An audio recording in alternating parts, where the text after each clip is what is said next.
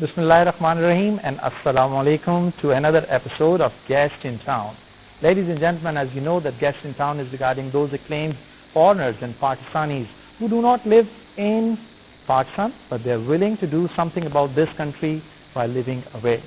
Similarly, we have this individual who has never been to Pakistan but her heart told her that she has to be in this country.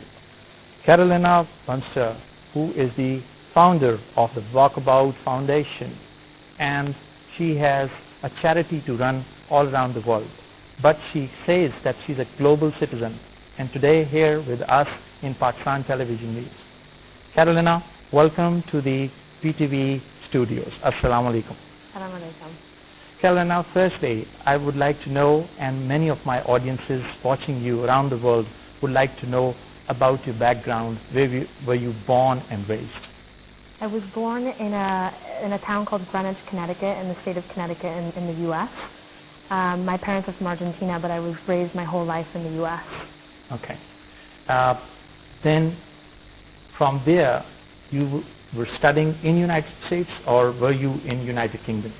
So I did my undergraduate degree at Georgetown University. Mm-hmm. I double majored in government and art history. Mm-hmm. And as I finished my bachelor's degree, I went to London, to the London School of Economics, to do a master's in Latin American comparative politics. Okay. And since then I've stayed in London. So I've been in London for about 7 years now.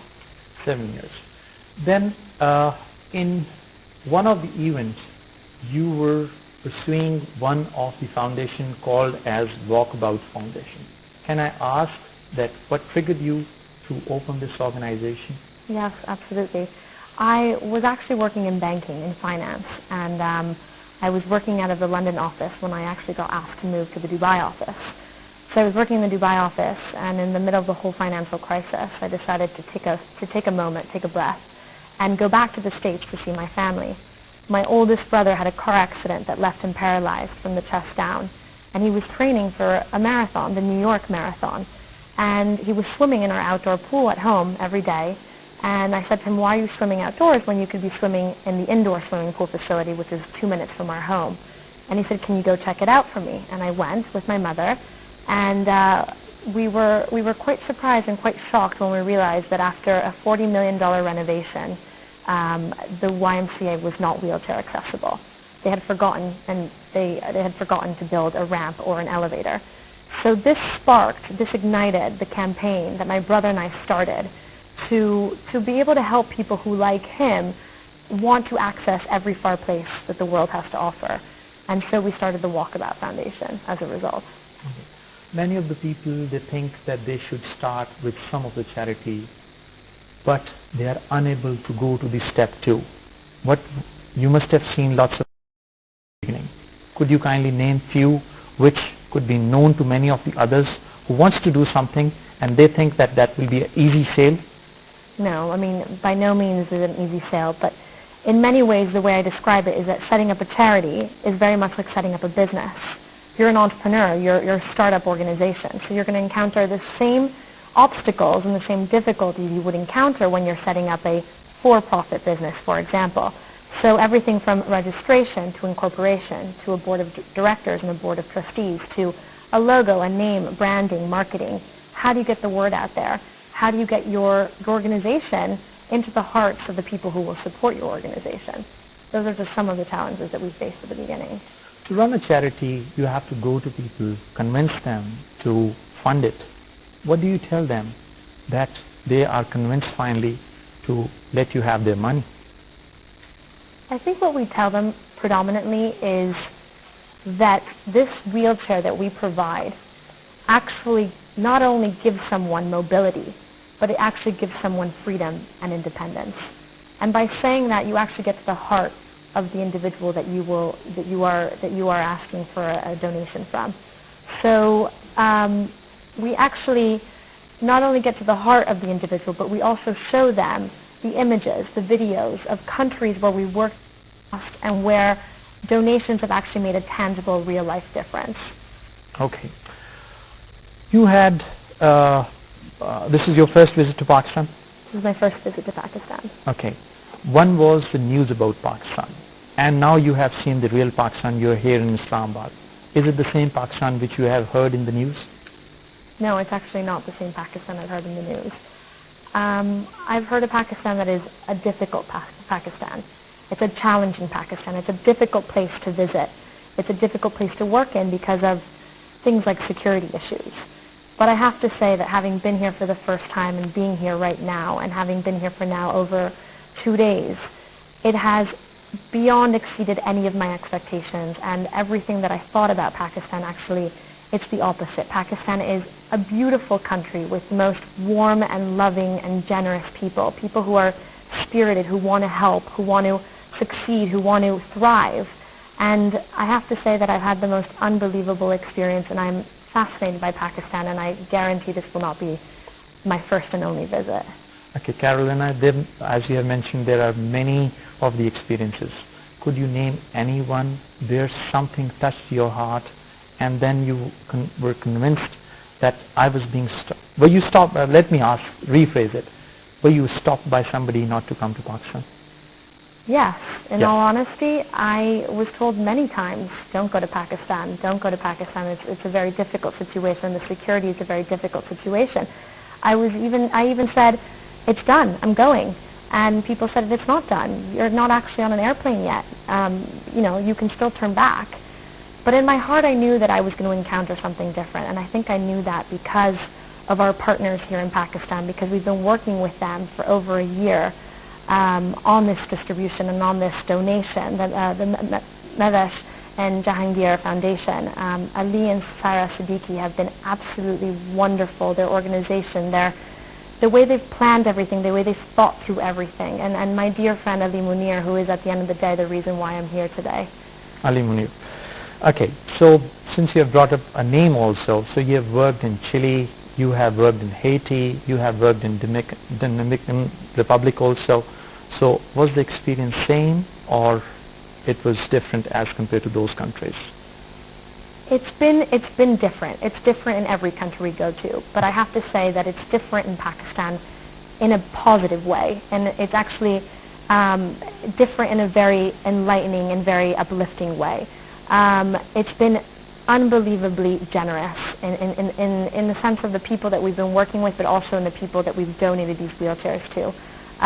It's been very systematized, very organized. I am amazed by how much dedication, how much work, and how much effort has gone into our visit and the actual container of 300 wheelchairs that we brought into this country. It's really just blown me away. And do you think that these 300 chairs will be all, or after seeing Pakistan, where there's a requirement, there will be something coming after it also? No, this is just the beginning of a long-standing partnership and friendship, not only with the foundation that we're working with here, and STEP and the organization STEP that we're working with here as well, but this is the beginning of something that will last a very long time, and we hope to bring thousands more wheelchairs. So we're bringing 300 now, but we promise that we will be back here again. Walkabout Foundation will be back here, my family will be back here, and we will be back here with thousands more wheelchairs. Now we are talking to all those Pakistanis and foreigners or people like you who are willing to do something in Pakistan. Yeah. But what we can do as Pakistanis here to convince all of you that yes, there are talented, willing and people who can help you on it. What is the word of advice to all of them and to Pakistanis also? I think some of the things you can do is help to spread the word as you travel as Pakistanis around the world. Mm-hmm. Help to make those contacts with individuals around the world. Showcase best practices and examples, such as ours as an American organization that's in Pakistan today, and how fluid it's been, and how well and how successful it's been thus far. I think you can help to, continue to build those relationships across the world, and to show, that there are many great examples that have succeeded in Pakistan, and I think Walkabout Foundation and our trip here is one of those such examples. Okay. You were very concerned about the people whom you have donated all these wheelchairs, and you have been talking to them also. Any of the experiences amongst all of them which touched your heart? Oh, gosh, where do I start? There were a lot today, and there have been a lot. I would say that I met a young man who he contracted polio when he was very young, and he's been riding around in a chair that A, is not fitted to his body, and he's been riding around in this chair for years. And you can see already the physical consequences of being in a chair that's not fitted to his body, which is such that he's developed contractures and curvatures of the spine and almost scoliosis of the spine. But what's even more interesting is he said to me, "Thank you so much for bringing these chairs, because you're really changing my life, because now I can be in a chair that I can actually push myself. Whereas the chair I'm in now, the armrests are so high that I can't even get my arm across to be able to reach the wheel and the handles." So he really touched me, and he's a 23-year-old young boy, and it's something that I think I will never forget for the rest of my life. Okay. Your brother heads your team in United States. You also travel in UK and USA. So do you want to extend it to other countries also? Absolutely. So our work is very much global, but our work is also very much about where the need is greatest. We go where the need is greatest, which is also why we're in Pakistan. But where we go, we find that we're a drop in the ocean, and there's so much more that we could do in that country, and there's so much more help and relief and humanitarian efforts that we need to provide. So a country like Pakistan, actually, not only do I realize that there's so many more wheelchairs that are needed here, but also there's so much opportunity here. People have a sense of entrepreneurship. People have a sense of a go-getting sense, a sense of let's go and do something and let's make something out of this. And I've learned, and I've spoken to people over the last 2 days, that they actually, they're thinking, Pakistanis are thinking about, how can we manufacture these wheelchairs here? How can we set up a factory here? Or how can we set up an assembly shop here so that you buy, and other NGOs buy the wheelchairs from us and then distribute them around the country to other Pakistanis. So actually, you never know. Maybe we'll be setting up a walkabout office in Pakistan. Very nice. When you donate money, you have the issues of the transparency. How do you ensure that all the transparency angles are taken care? So we don't actually donate money, we donate a product. So we receive the money, we buy the consignment, and we ship the container of wheelchairs to a given country. In this case, our partners, Mevesh and Jahangir Foundation, have been phenomenal. They've been completely transparent with us from the get-go. They have provided us with a list of 300 recipients that will be receiving the wheelchairs, from their names to their ages to their provinces to their ailments to their body measurements. They have been incredibly transparent in terms of where they're receiving the consignment and the container, where they're taking it to, where they're housing it, where they're then trucking the chairs around the country. So I think it's very important to identify the right local partner to align yourself with, and make sure that once you've identified that partner, that you work closely with over the years. So I'm very confident that with the foundation that we're working with here, with Ali and Sarah Siddiqui and with Ali Munir, that we will keep track of the recipients of these wheelchairs. This is just the beginning. We will find out how these chairs actually benefited their lives and changed their lives, to allow them to be integrated members of the society and the Pakistani community. This product was made outside Pakistan. Do you think that after this they can be maintained in Pakistan? Absolutely. So they're called Rough Rider wheelchairs. Mm-hmm. They are called Rough Riders because they're specifically designed and manufactured for the rugged and rough terrain of the developing world. So Pakistan has perfect terrain for these kind of chairs. They're meant to be used in terrain like Pakistan.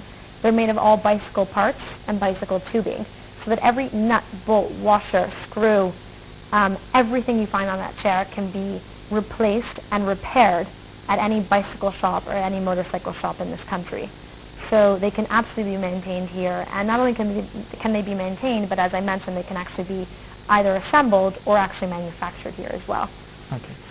Since you said, Carolina, that there will be a phase 2 also coming, lastly, if you could tell me that how will you unfold the phase 2 of this present project? So we will begin to unfold phase 2 after we see the progress and development of phase 1. We've brought 300 wheelchairs into the country. We will continue to monitor the recipients of those chairs and see how these chairs have positively affected their lives. And then we will continue to keep track and identify more and more recipients that need these chairs, again through STEP and through the Mahvesh and Jahangir Foundation, but also through,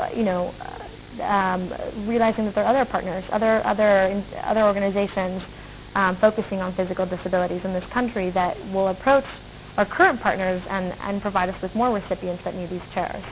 And then we will work together with Pakistani donors, Pakistani corporates, and Pakistani nationals living abroad, and work together to fundraise more to be able to help and aid more Pakistanis in your country. Carolina, thank you very much for coming to the PTV News for this noble cause. Yes, ladies and gentlemen, this was Carolina Bimster, who has come to Pakistan for the first time. She has seen the transparency. These are those people who come across an accident, but that accident changes their life. They are willing not to work only